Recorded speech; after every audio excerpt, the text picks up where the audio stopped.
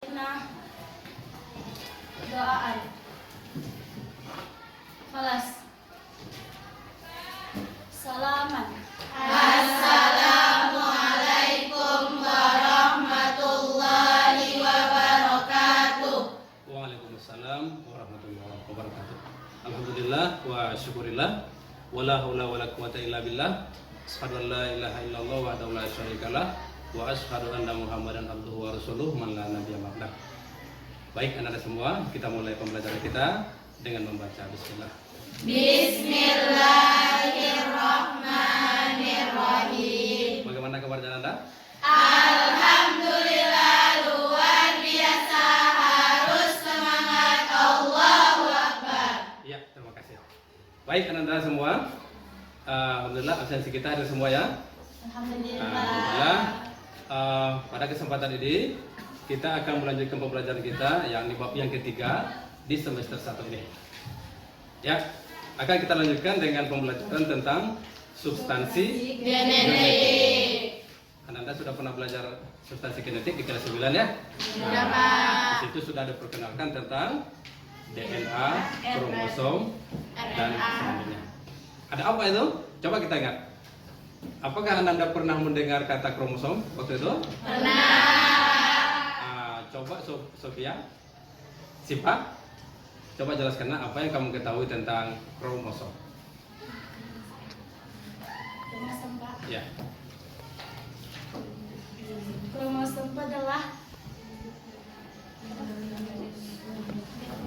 unit perwarisan sifat pada makhluk hidup. Iya.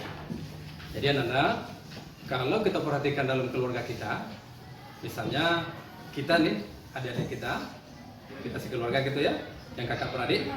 Coba perhatikan apakah ada kesamaan dengan ayah atau dengan ibu, abi atau umi kita.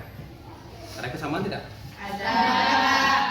Faktor pewaris sifat tadi itu terbentuk di dalam kromosom yang ada dalam inti sel. Maka kalau misalnya rambut kita tidak terlalu lurus betul, berarti kemungkinan dari orang tua ke orang tua kita ada yang rambutnya memang ikat dan seterusnya. Kromosom tersebut pada makhluk hidup itu berbeda-beda. Ya, misalnya kromosom untuk ayam tidak sama dengan kromosom pada manusia.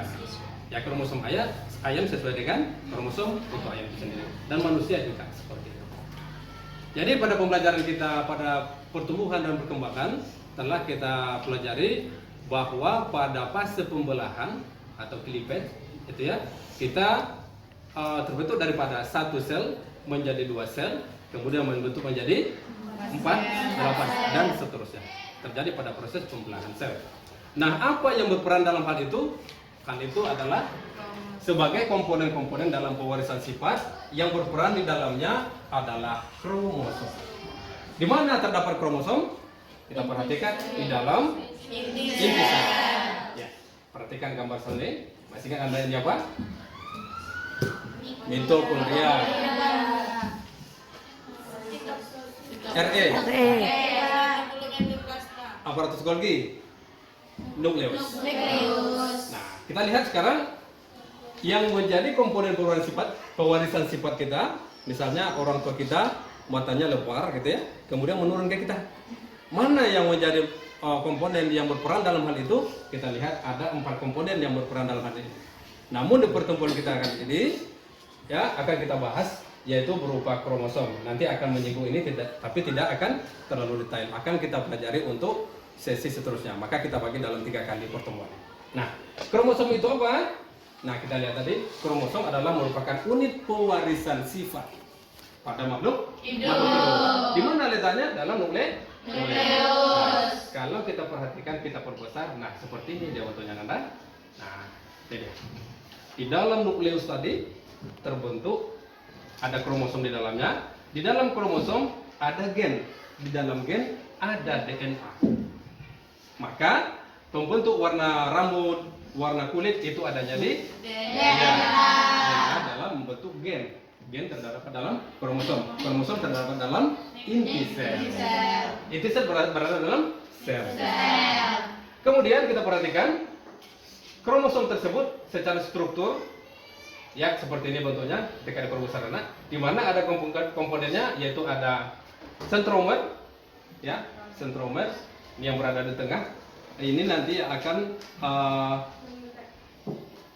membagi lengan, ya, ini dua menjadi 4 kromatid. Ada nanti dalam buku tertentu hanya 2 yang dibuat. Dalam hal ini ada juga yang 4, semuanya benar. Nah, 4 kromatid ini, lihat, di tengahnya adalah centromer. Di dekat centromer ada namanya kinetoker. Ya, kinetoker. Ya. Kemudian dalam benang-benang tadi, ya, benang-benang halus tadi itu disebut dengan, ketika belum membelah disebut dengan kromatin. Maka kromosom itu sendiri berasal dari bahasa Yunani, dari kata kroma dan soma. Artinya kenapa dikatakan dada? Karena dia mudah menyerap warna. Apalagi ditambah nanti dengan zat pewarna. Ya. Kemudian berapa ukurannya? Nah, kita lihat ternyata sangat-sangat mikroskopis. Maka lebih mudah untuk mendetail atau memperhatikan ini adalah dengan mempergunakan mikroskop elektron. Karena berapa ukurannya? Ukurannya adalah kalau dari panjang itu 0,2 sampai 59 mikrometer atau 0,2 kali 10 pangkat minus 6. Diameternya 0,2 sampai 20 mikrometer. Bisa kita lihat dengan mata telanjang? Iya. Maka benang-benang halus tadi atau kromosom yang belum membelah disebut dengan kromatin. Ketika dia membelah akan membesar dan memendek, disebut dengan kromomer. Ya, kromomer. Sehingga mudah dia mati ketika dia sedang membelah. Masih ingat apa istilah pembelahan sel? Apa tadi? Pembelahan sel apa istilahnya? Filipet. Nah, bagaimana fase-fase dari pembelahan sel, masih ingat? Ada profase, ada anafase, metafase, telofase. Ingat di pelajaran seterusnya ya. Itu dalam pembelahan sel. Nah, kita perhatikan lagi. Di dalam DNA tadi, antauntaian DNA yang bentuknya adalah double helix. Ya, dalam DNA tadi, ternyata dalam pembentukan di dalamnya itu dalamnya ada DNA. DNA kemudian diikat dengan protein histon. Protein histon yang mengikatnya dengan rapi sehingga bentuknya jadi rapi. Kemudian setelah dibentuk nanti akan disebut dengan nukleosom. Nah, kemudian bagaimana bentuk daripada kromosom apabila kita lihat daripada letak sentromernya? Nah, terdiri dari 4 bentuknya. Yang pertama, apabila lengannya ini dekat kepada sentromer atau sentromernya berada di tengah, disebut dengan metasentrik. Metasentrik. Apabila dia berada mendekati tengah, disebut dengan submetasentrik. Apabila dia menjauh daripada sentromernya, disebut dengan akrosentrik. Apabila cukup satu lengan saja, disebut dengan telosentrik. Ya, terima kasih Anda. Kemudian kita lihat DNA tadi, ya, DNA tadi terdiri daripada, kita lihat dari secara istilah adalah dari kata deoxyribose nucleic acid. Berarti 2 deoxyribose. Kemudian ada nukleik, ada asidnya. Nah, yang dikenal dengan istilah induk tangga, ini dia, dan juga anak tangga yaitu basa nitrogennya. Induk tangga dari mana dia berasal? Berasal daripada gugus gula dan fosfat. Sedangkan anak tangga ini yang akan membentuk daripada DNA kita tadi itu terdiri daripada basa nitrogen, yaitu basa nitrogen dari jenis timin, dari jenis purin dan guanin. Pirimidin. Ya. Kalau purin, adenin dan guanin. Pirimidin, sitosin dan timin. Ingat jenis-jenis basa nitrogen tersebut. Perhatikan undangannya. Maka nanti informasi daripada warna rambut kita, bentuk daripada kelopak mata kita atau bola mata kita dibentuk daripada gen-gen tersebut. Ya. Kemudian berapa jumlahnya dalam tubuh kita? Dalam tubuh kita makhluk hidup yaitu manusia, ya, itu terdiri daripada 44 autosom, berarti ini sepasang ya. 44 autosom tambah gonosom X dan Y. Di mana ini adalah autosom atau pembentuk kromosom tubuh, itu membentuk tubuh kita ya. Kemudian itu untuk jenis kelamin atau sel kelamin. terdiri daripada 46 buah atau 23 pasang, maka dikatakan dia diploid atau berpasangan.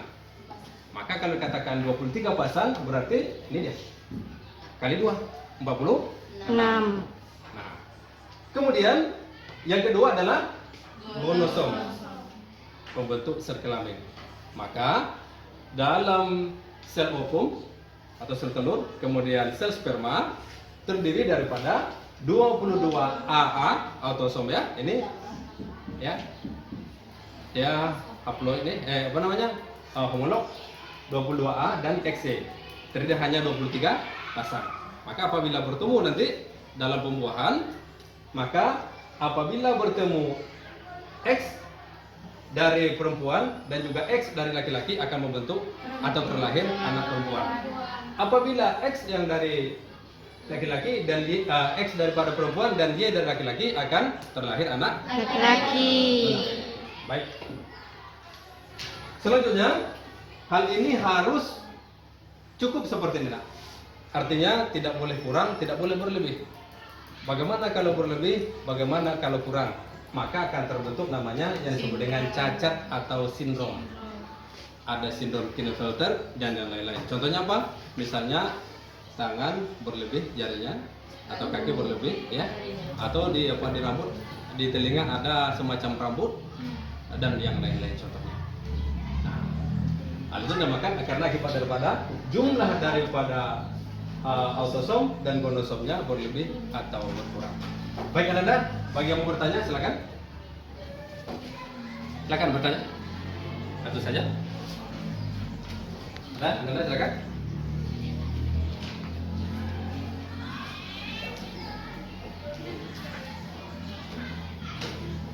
Siapa yang bertanya?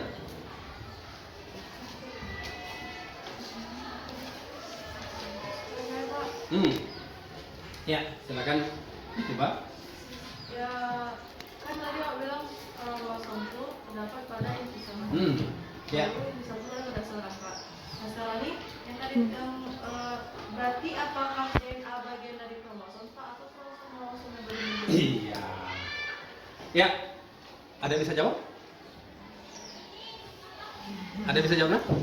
Ya, perhatikan dari gambarnya.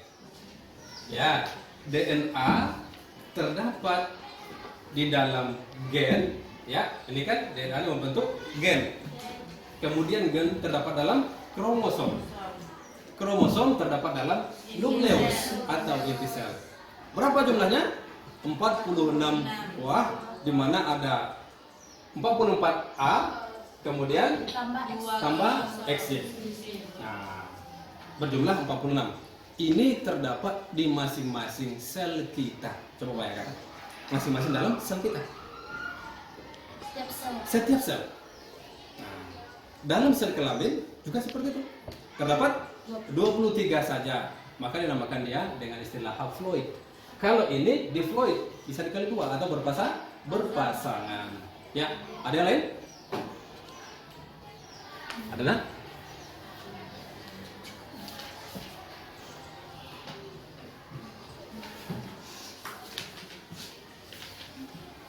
Nah, kemudian sebagai akhirnya dan tugasnya coba dicatat nak, tugas kita.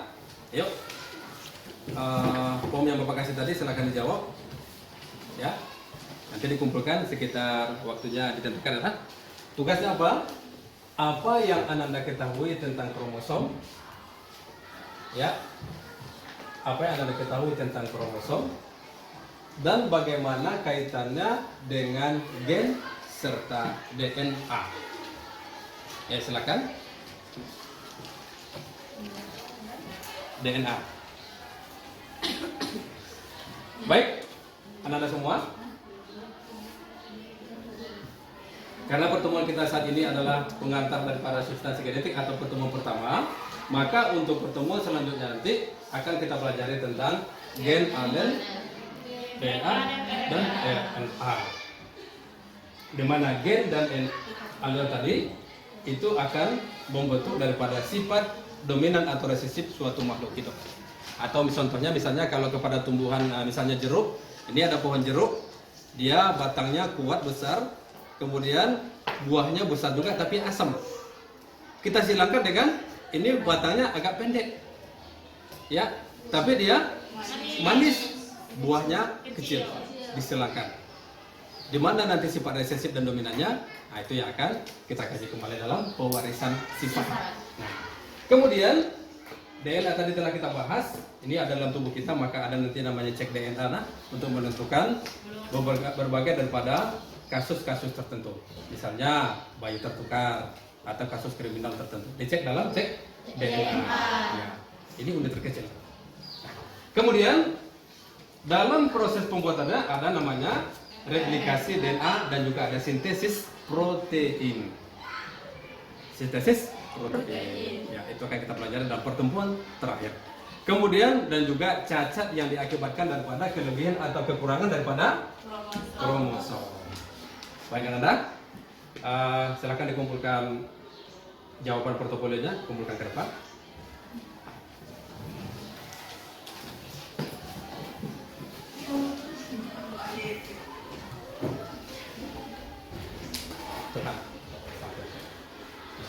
Sudah diberikan. Alhamdulillah jawabannya sesuai dengan yang telah Bapak jelaskan tadi. Kemudian untuk pembelajaran kita seterusnya, silakan Anda ulang-ulang di rumah atau dibaca di rumah sehingga nanti pembelajaran kita seterusnya bisa lebih mudah kita pahami. Baik, demikian yang bisa Bapak sampaikan. Mohon maaf atas segala kesalahan dan kekurangan. Astagfirullahaladzim. Kita tutup membaca alhamdulillah. Alhamdulillahirabbil alamin. Alhamdulillah wa iyyakum ajmain. Assalamualaikum warahmatullahi wabarakatuh.